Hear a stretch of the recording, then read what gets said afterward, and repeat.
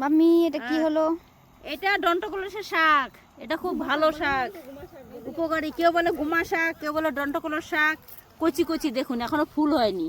এই শাকটা খেতে খুব ভালো লাগবে, খুব উপকারী। উপকারী শাক এটা, দেখেছেন? এখানে হয়ে হয়ে আছে অনেকগুলো। নমস্কার বন্ধুরা, আপনাদের সবাইকে পূর্ণিমাস কিচেনে স্বাগত। আপনাদেরকে আমরা দেখিয়েছিলাম মাঠে থেকে শাক তুলে নিয়ে এসে, দেখুন এই যে দন্তকলস শাক। কেউ বলে দন্তকলস, কেউ বলে গোমা শাক, কেউ বলে দুপড়া শাক। এই শাকের অনেক নাম আছে, এক এক জায়গায় এক এক রকম বলে। তো শাকটা আমি পরিষ্কার করে ধুয়ে নিয়ে এসেছি, পরিষ্কার করে। আজকে এটাই রেসিপি বানিয়ে আপনাদেরকে আমি দেখাবো বন্ধুরা। তো দেখতে থাকুন পুরো ভিডিওটা, আশা করছি ভালো লাগবে। দেখুন গরম জল বসিয়ে দিয়েছি, গরম হয়ে গেছে। এবার শাকগুলোকে ওর মধ্যে একটু দিয়ে দেবো, হালকা একটু ভাপ দিয়ে নেবো।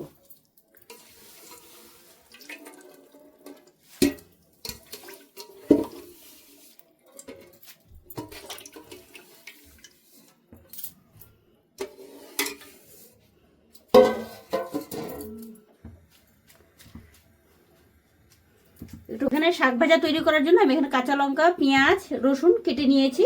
রসুনগুলোকে থেতলে নিয়েছি, একটু থেতো করে নিয়েছি। দেখুন বন্ধুরা, শাকটা ভাপ দিয়ে নিয়েছি। শাকনিতে জল ঝরাতে দিয়ে দিয়েছি। দেখুন বন্ধুরা, কড়াইতে আমি সর্ষের তেল দিয়ে দিয়েছি, গরম হয়ে গেছে। দিয়ে দেবো রসুন।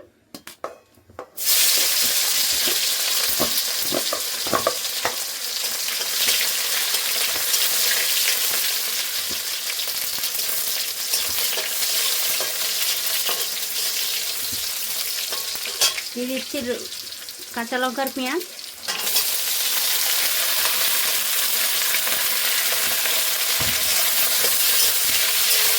সামান্য লবণ দিয়ে দিচ্ছি। এগুলো একটু ভেজে নেব, কিছু করে হতে দেবো এটা। দেখুন বন্ধুরা, পেঁয়াজগুলো ভেজে নিয়েছি সুন্দর করে। এবার শাকগুলো দিয়ে দেবো।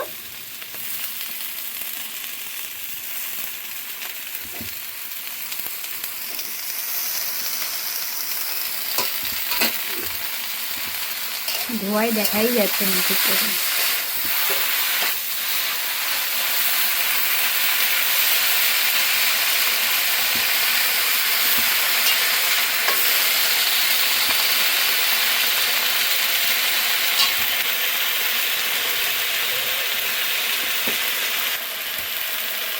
হলুদ দিয়ে দিচ্ছি।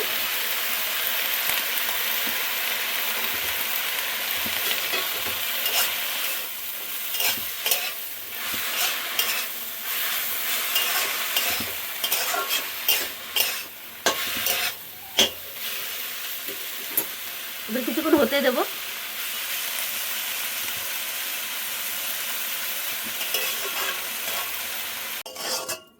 দেখুন বন্ধুরা, শাকটা হয়ে গেছে, নামিয়ে নেব।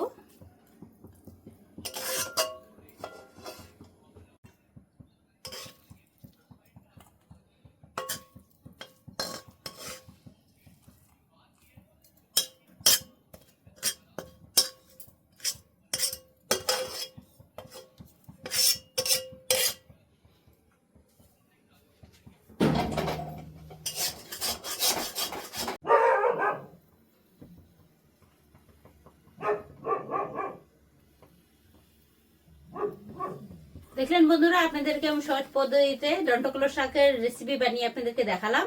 আপনাদের যদি ভালো লেগে থাকে তাহলে নিত্য নতুন ভিডিও পেতে আমার পেজটি ফলো করে নেবেন। সবাই ভালো থাকবেন, সুস্থ থাকবেন, সাবধানে থাকবেন। দেখা হচ্ছে পরের ভিডিওতে।